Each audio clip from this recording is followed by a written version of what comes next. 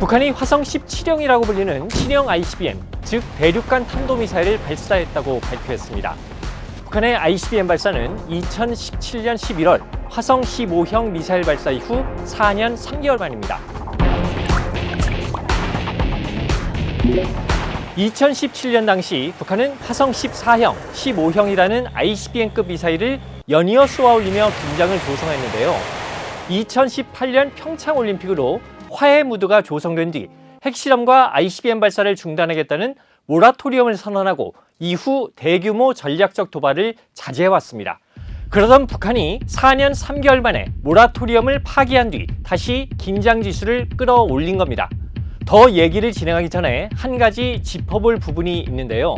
우리 국방부는 북한이 어제 발사한 미사일이 화성 17형이 아니라 15형일 가능성이 있는 것으로 보고 있는 걸로 알려졌습니다. 실제로는 15형을 쏘고 17형을 쏜 걸로 포장하고 있을 수 있다는 건데요. 지난 16일 날 실패한 미사일의 발사 당시 사진 등을 활용을 해서 화성 17형 발사가 성공한 것처럼 거짓말을 하고 있을 가능성이 있다는 겁니다. 좀 더 분석이 필요한 부분인데요. 어쨌든 어제 발사한 미사일은 북한 발표에 따르면 최고 고도 6,248km, 비행거리는 1,090km에 달했기 때문에 2017년 11월 발사한 화성 15형에 비해서 성능이 향상됐다고 볼 수 있습니다. 참고로 2017년에 발사한 화성 15형은 최대 고도 4,475km, 비행거리 950km였습니다. 북한이 화성 15형을 쐈든 17형을 쐈든 ICBM의 발사체 기술을 갖고 있는 것은 어느 정도 검증이 된 것이고요. 관건은 북한이 탄두의 재진입 기술까지 가지고 있느냐는 겁니다.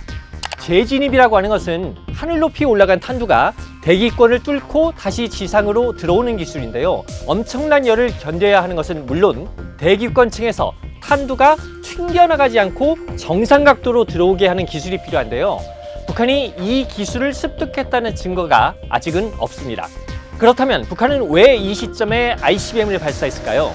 남한이 정권 교체로 어수선한 시기를 고른 것 아니냐 보실 수도 있지만 북한의 목표는 남한보다는 미국을 향해 있습니다. 북한은 지난해 8차 당대회에서 핵무력을 강화, 발전시키겠다는 목표를 다시 한번 확인을 했고 꾸준하게 핵 개발을 해오고 있는데요. 이번 발사도 그러한 맥락에서 이루어진 것으로 볼 수 있습니다. 남한 대선이 있었든 없었든 윤석열 후보가 당선됐든 이재명 후보가 당선됐든 관계없이 발사가 있었을 것이라는 얘기입니다. 북한이 왜 이렇게 핵 개발을 계속하느냐 관련해선 이번 발사를 참관한 김정은 총비서의 언급 중에 주목해볼 부분이 있습니다. 김정은은 미국과의 장기적인 대결을 철저히 준비해 나갈 것이라고 밝혔는데요. 이 말은 아무리 시간이 흘러도 북미 간의 적대적인 대립은 사라지지 않을 것이라는 얘기입니다. 미국에서 민주당이 집권하든 공화당이 집권하든 트럼프가 대통령이 되든 바이든이 대통령이 되든 간에 북미 간의 적대 관계는 변하지 않을 것이고 이렇게 적대적인 미국을 상대하기 위해서는 핵무기와 같은 강력한 억지력을 갖춰야 한다는 게 북한의 인식입니다. 북한의 인식이 이러하다면 북한의 핵 포기를 기대하기는 어려워 보입니다. 모든 걸 떠나서 북한이 수십 년 동안 온갖 제재를 무릅쓰고 핵무기를 개발해 왔는데 핵무기를 스스로 포기할까요? 북한은 핵을 포기하지 않을 겁니다. 우리가 대북 정책의 궁극적 목표로 북한 비핵화를 상정하고 북한 비핵화를 촉구하는 것은 필요하지만 실질적인 대북 정책은 북한이 핵을 포기하지 않는다는 것을 전제로 수립돼야 합니다.